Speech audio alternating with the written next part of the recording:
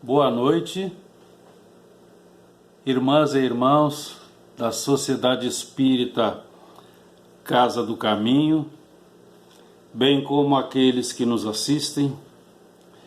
Iniciamos nesse momento mais um tema solicitando aos amoráveis prepostos do Mestre nos inspirem para que possamos bem compreendê-lo. Tema complexo, delicado, revestido de muitas dores, muito sofrimento, mas que a veneranda doutrina espírita lança luz sobre, para encontrarmos a esperança e continuarmos agora mais fortalecidos na fé racional, a nossa caminhada de evolução. Na história da humanidade, a literatura, as religiões, a poesia e a arte contribuíram grandemente para tornarem a morte portadora da milenar infelicidade e do misterioso horror, porque foi transformada como a mensageira da desgraça que semeava a dor, levando medo e pavor. Era o portal para o acesso ao desconhecido, o misterioso país de cujas fronteiras ninguém volta. Nós estamos falando sobre dia 2 de novembro, dia de finados, dia dos mortos, em Portugal conhecido como dia dos fiéis defuntos. E a história então nos apresenta que é um dos cultos mais antigos e que esteve presente em quase todas as religiões e em todas as épocas. A princípio era ligado aos cultos agrários e de fertilidade, porque os mortos eram considerados como sementes e por isso eram enterrados com vistas à ressurreição. A origem provável de homenagem aos entes queridos que se desvencilharam do corpo físico encontra eco no povo celta, que habitaram o centro da Europa entre o segundo e o primeiro milênio antes de Cristo, que tinham como característica religiosa a concepção reencarnacionista. Mas para que nós tenhamos uma ideia, o final do ano naquela época era 31 de outubro, porque nós não tínhamos 2 meses a mais, eram 10 meses. Então a colheita era estocada para o inverno e o ano novo era em 1º de novembro. E na celebração do fim de um ano, a 31 de outubro, e o início do outro ano, a 1º de novembro, acreditavam que este seria o dia de maior proximidade entre os encarnados e os desencarnados. Então, por esse motivo, eles comemoravam com festas, com muita alegria, homenageando os espíritos, mas em casa. E era costume fazerem luminárias de bambu para clarear as nebulosas estações de inverno. Também usavam abóboras esculpidas em formatos de cabeça, colocando algo aceso, hoje uma vela, dentro, para iluminar e indicar o caminho aos parentes desencarnados que os vinham visitar como prova de vida além da vida. Hoje nós encontramos os Halloweens. E sempre em todas as épocas e em todos os povos, nós tivemos informações sobre esse item, morte. No Velho Testamento encontramos Jó quando ele deixa escrito: quando o homem está morto, ele vive sempre. 500 anos antes de Cristo, Sócrates já nos deixa, abre aspas, a morte não é senão uma mudança de morada, a passagem para um lugar onde todos devem se reunir, fecha aspas. E Jesus então vem nos dizendo: meu Pai não é Deus de mortos, mas de vivos. Então é Jesus, o Senhor da sepultura vazia, que nos apresenta: mortos são somente aqueles que perderam a visão da realidade espiritual. O mestre centrava todos os seus ensinamentos na vida espiritual. Então a doutrina espírita, ela vem com a missão de nos libertar da morte, desses infelizes conceitos multimilenares, construídos na plenitude da ignorância sobre a realidade. Então vem com a tarefa de interpretar a morte, libertando-a desses infelizes conceitos, desse variado matiz que o próprio homem teceu ao longo dos milênios, por ignorância, sob a legítima feição. E o mestre então e a doutrina corrobora e amplifica, exalta a perenidade do existir em todas as latitudes do cosmos, na incessante progressão do espírito para o infinito.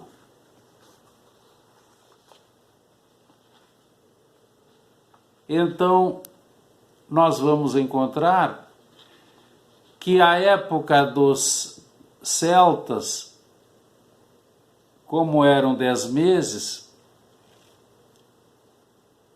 se comemorava o dia de finados, 1º de novembro. Então depois passa a ser com os 12 meses que foi colocado no calendário, passa a ser considerado o dia 1º como o dia de todos os santos que morreram como mártires pela fé na igreja. E deixo então para os outros, para o povo em geral, para os mais simples, o dia 2, que permanece até hoje.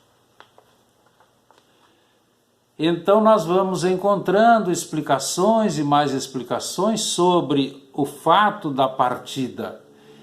E os amigos espirituais nos dizem: todos os dias parte uma caravana imensa em direção à pátria espiritual, de todos os recantos da terra. Se nós sabemos dessas informações, e se nós amamos aquele que partiu, nós não devemos ficar tristes, porque agora nós sabemos, ele será feliz em novas alegrias. O amigo espiritual Emmanuel, ele vai nos informar por Chico o seguinte: quando semelhante provação bate à tua porta, reprime o desespero e dilui a mágoa na fonte viva da prece, porque os chamados mortos são apenas ausentes. Então os nossos amores não se acabaram, eles prosseguem vivendo, eles ouvem, eles sentem e eles recebem as nossas vibrações. Nós precisamos ser gratos pelas horas felizes que eles nos concederam, pelos sorrisos, pela alegria, e em nome deles devemos espalhar tudo isso que recebemos com os outros seres, que talvez estejam mais sofridos do que nós. Então a morte é oportunidade para que pensemos na existência do espírito, na sua sobrevivência, na comunicabilidade, através do sono, dos sonhos, da intuição e também dos médiuns na sociedade espírita. Emmanuel vai também nos informar: tranquiliza-te dessa maneira, com esses conhecimentos, suportando corajosamente a despedida temporária.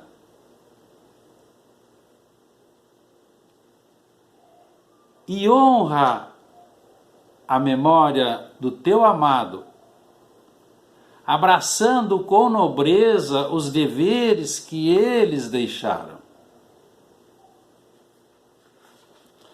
Porque é uma dor que atinge a todos. Nós vivemos num planeta de provas e expiações. E a lei do amor é comum. Também a lei de causa e efeito. Mas essa dor, ela se prolonga naqueles que não têm fé e que veem na morte uma separação eterna. Nos lares onde existe a fé, observa-se a serenidade, a calma, o esforço para entender a vontade divina. As lágrimas do homem de fé não são amargas. São lágrimas de quem não se revolta contra tudo e contra todos. É o pranto discreto, a lágrima silenciosa, mas não há desespero. A saudade após a partida do seu amado não é aquela saudade doentia que aniquila, que arrasa, que consome o restante da existência de quem ficou. Não torna a pessoa imprestável, incapaz de produzir, inapta para a vida sem condições normais. Então nós precisamos compreender que os desencarnados recebem o impacto vibracional negativo do nosso pranto descontrolado, da nossa angústia e da nossa inconformação alucinada. Eles recebem, eles sentem, eles sofrem, principalmente os efeitos de nossa atitude mental desajustada, e são prejudicados espiritualmente. A dor continuada os atinge de maneira chocante, não deixando que os amados participem de maior aclimatação na companhia de espíritos amigos. E aí, o que vamos fazer? Nós podemos trabalhar em favor dos nossos amados e de todos os que lá estão, com o remédio da prece sincera. Porque todos, reencarnados e desencarnados, precisamos da prece. Então, pela oração, eles encontram o encorajamento e a força necessárias para que possam ter renovadas a sua vontade de prosseguir. Porque a prece, essa irradiação protetora, ela nasce do coração, numa vibração de amor sublime que se expande, que toca o infinito e se espalha em bênçãos, enfeitando-se de virtudes celestes e derramando-se em perfumes sobre aqueles que sofrem. Porque a prece é o amor que beija o sofrimento e o consola. É a caridade que envolve a tristeza e reanima o sofredor retemperando-lhe as energias. Fortaleza que Deus concede a cada um de nós e a todos nós. Encontramos uma mensagem de Santo Agostinho em Paris em 1861, em que ele vai dizer como são comoventes as palavras que saem da boca daquele que ora. Porque a prece é o orvalho de Deus, que nos conduz ao caminho que leva a Ele. E quando nós entoamos uma prece, nós nos desligamos da matéria e rolamos nesses mundos infinitos e etéreos que a grande maioria dos homens desconhecem. Então nós devemos fazer as nossas preces, principalmente pelos nossos amados, pelos desencarnados, porque ajudam em todos os momentos. Na doença, no desencarne, para diminuir a perturbação e torná-los mais calmos. Nós podemos fazer preces em todos os momentos, a qualquer instante, dentro de casa. Podemos ir aonde eles estão, ou melhor, onde estão os seus restos mortais. O mestre Lyonês nos diz, eles se sentem alegres quando veem que vão lembrar-se deles, levando-lhes uma flor, uma prece, enfim. Porque as preces são como vozes amigas. E o espírito amigo Leon Denis vai nos dizer que, com frequência, comprovando e corroborando a vida verdadeira, a imortalidade do espírito, que frequentemente espíritos conhecidos e amados vêm confirmar sua imortalidade e sua presença, trazendo esperança e encorajamento, apontando a todos a meta a atingir. E ele vai nos lançar uma pergunta: quem poderá descrever as emoções, as alegrias, as lágrimas daqueles que são consolados, reanimados pelo afeto e pelo conselho de um pai, de uma mamãe, de uma mulher amada que surge da sombra da morte? Nós encontramos na prática o nosso querido Chico Xavier, mais de 10.000 cartas, mensagens de amor, de saudade, de esperança, nos dando fé, coragem, pedindo que estejamos em paz, porque com certeza todos nós teremos um futuro feliz. Então o amigo espiritual Emmanuel novamente nos socorre nos dizendo: reverencia aqueles que partiram na direção da vida maior, pensando neles do ponto de vista da imortalidade e do progresso. Ainda que não reconheças esta verdade, eles te veem e te escutam. Entraram em novas dimensões de existência, procurando a restauração espiritual, mais vivos do que nunca. Pedem apenas serenidade em tua coragem e apoio em teu amor. Os que amastes, os que levantastes, os que socorrestes, todos te agradecem.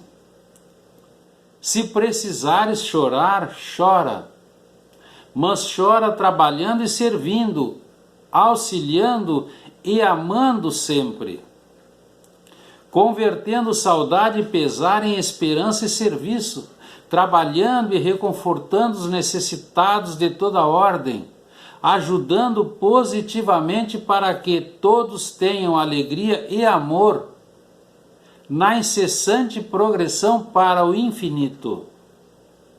Do mais além, benfeitores inspiram ação e renovação, para que no futuro todos estejam positivamente juntos nas alegrias do novo despertar na vida verdadeira.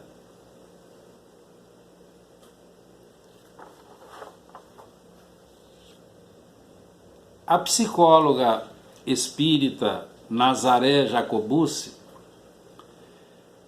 especialista em luto, por isso apresentamos aqui, ela nos informa que os espíritas, nós, que compreendemos após estudo e professamos a doutrina espírita com fé racional, os espíritas, embora com maiores chances de se sentirem consolados pela doutrina espírita, nesse difícil momento elaboram seus lutos junto aos amigos e familiares por tempo reduzido, devido à filosofia que seguem, bem como o sofrimento com a menor incidência de lamentos, de discussões, de desesperos, de gritarias, etc.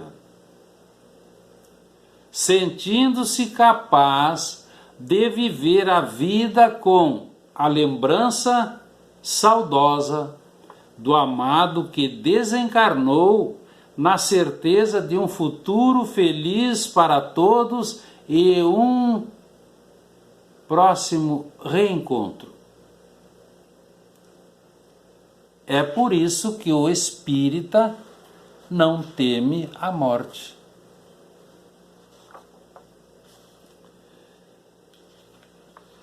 Indispensável seria que mortes e perdas fossem estudadas nas famílias, assim como se examinam as demais questões tidas como de fundamental importância, para dar a conhecer a ilusão da imortalidade do corpo físico, demonstrar a maravilha que é despojar-se dele quando já não possa mais contribuir em favor de existência enriquecedora, e superar com isso o medo do desconhecido país da imortalidade, compromissos que devem ser ensinados no lar, porque o lar é a primeira escola. A doutrina espírita veio para nos acrescentar esse fato fundamental: a sobrevivência e a reencarnação. Por isso, o mestre é o senhor da sepultura vazia. É nesse aspecto que a doutrina espírita, com muita precisão e clareza, nos informa: a vida espiritual é imortal, sempre real e vitoriosa. Por isso Jesus nos dizia a seu tempo: não temais aqueles que podem matar o corpo, eles nunca poderão matar o espírito. E no Evangelho segundo o Espiritismo, lá no capítulo 28, nós temos o item 63, que é um poema. Inicia assim: ó, quão doce e consoladora é a certeza de que não há entre nós mais do que um tênue véu material que te oculta as nossas vistas. de que podes estar ao nosso lado, a nos ver e ouvir ainda melhor do que antes, de que não nos esqueces, assim como não te esquecemos, de que os nossos pensamentos constantemente se entrecruzam e os teus pensamentos de amor sempre nos acompanham e amparam. E nós temos exemplos na maravilhosa obra de André Luiz,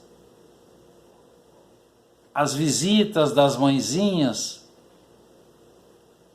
sendo levadas durante o sono do corpo físico, levadas por mentores espirituais para a pátria espiritual, onde elas mantêm encontros e diálogos com os seus filhinhos desencarnados.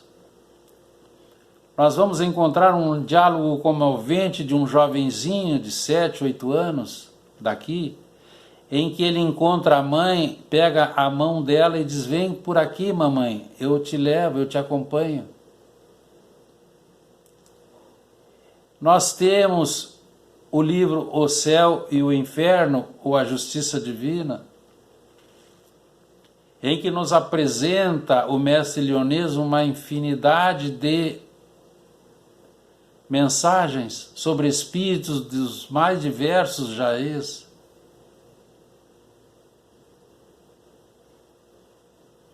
É nesse momento que nós nos lembramos dos nossos amados. E apenas pedimos que eles sejam felizes,